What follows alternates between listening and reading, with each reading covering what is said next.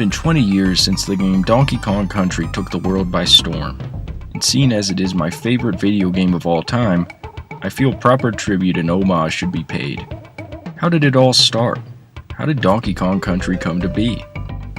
I plan to explore the history of the development of the game and the overall impact it had on the gaming industry and consumers alike. I guess to start off, we should become acquainted with the events that preceded the development of Donkey Kong Country. During the 1980s, British brothers Chris and Tim Stamper created a company named Rareware, with the intention of creating innovative and fresh new video game titles. Several Rareware titles were released for the Nintendo Entertainment System, most notable of which are Wizards and Warriors, RC Pro-Am, Marble Madness, and Battletoads. By the early 1990s, Rareware had began to utilize new and up-and-coming technologies to make more realistic and worldly games. The name of the technology they used prominently were Silicon Graphics computer workstations. A prototype of a boxing game Rareware was developing utilizing the Silicon Graphics technology was shown to Nintendo. Extremely impressed with their progress, one of Nintendo's general hardware managers advised Nintendo's president about the innovative product from British developer Rareware. Nintendo was so impressed, they acquired 49% of the company, essentially making them a Nintendo property, while they retained any original characters and concepts that they created. To start the partnership, Nintendo contracted Rareware to create a new game using the Silicon Graphics technology. It was at this point that the Stamper brothers requested to make a new video game based off of a Nintendo icon, Donkey Kong. Donkey Kong was sort of dead at the time, having only had one new title in the series over the past decade. Nintendo decided to give them their consent.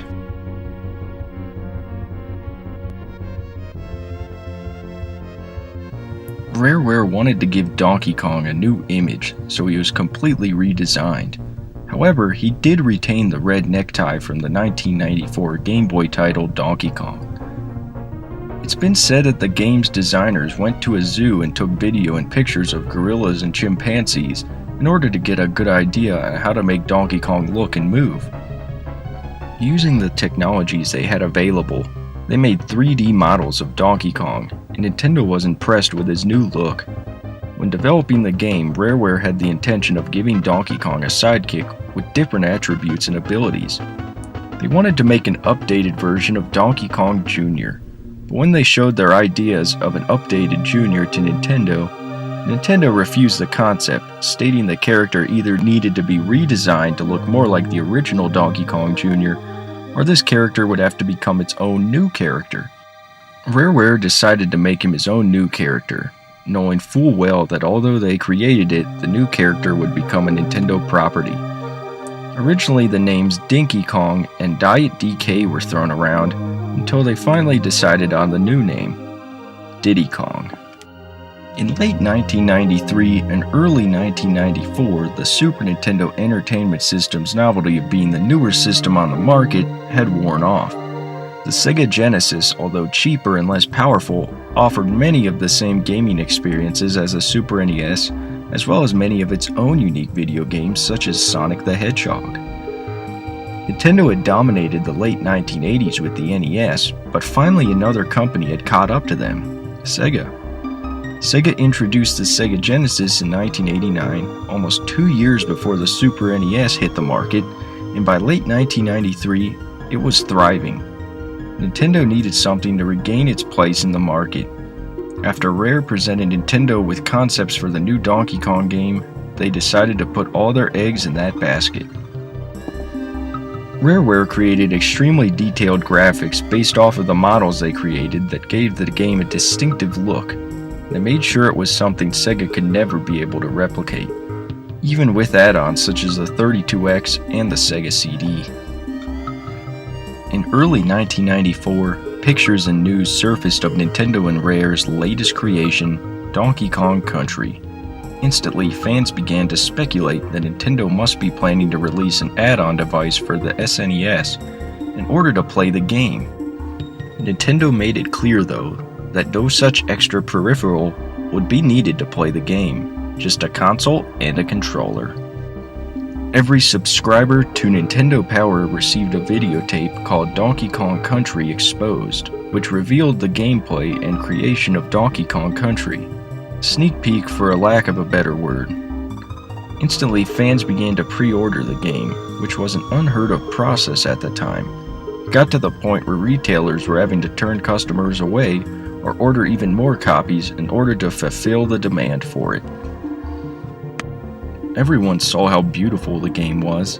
Everyone knew the type of advanced technology that went into its creation. But everyone wondered, how does the game play? It was a fair question to ask, because great graphics and sound don't mean a thing if the game doesn't play that well. Nintendo and Rare continued promoting the game with the promise that the game would live up to every bit of hype it received. The release date for the most anticipated title of 1994 was set, November 21st, and the excitement continued to grow. On launch day, the game sold out nearly everywhere across the country. Word of mouth and news began to spread that Nintendo had struck gold with the new game. Donkey Kong Country had become Nintendo's brand new killer app, and Sega braced itself for the worst. For many, the gameplay was enough to sustain itself, and the graphics were just like a very nice dessert after a good meal, while others insisted that the game itself lacked good gameplay and was only drawing people in because of its graphics. While the majority of critics praised the game, there were a few who gave mixed reviews to the game. Either way, out of the gate it was the hottest video game in the entire world. The game's music was so popular that the soundtrack was released on compact discs. Composer David Wise and the musical team pushed the Super NES to its absolute limits. It was unheard of that music in a video game be the quality to have a standalone release. Donkey Kong Country went on to sell 9 million copies in its lifetime, making it the second most purchased game on the Super NES. Still 20 years later, it is one of the most recognizable video games from Nintendo's heyday of the 1980s and early 1990s. Even if you've never played the game or don't even really like it, it is important to realize how big a role it played in helping Nintendo win the console wars against Sega and how it redefined the platforming genre moving forward. This game also began Rare's prominent partnership with Nintendo. Throughout the rest of the 1990s, Rare released some of Nintendo 64's best exclusive titles before they were bought out by Microsoft in 2002. Donkey Kong Country will keep its place in video game history as one of the pioneers of utilizing computer graphics in video games, but will also hold its own as a fresh and addictive 2D platforming experience for many years to come.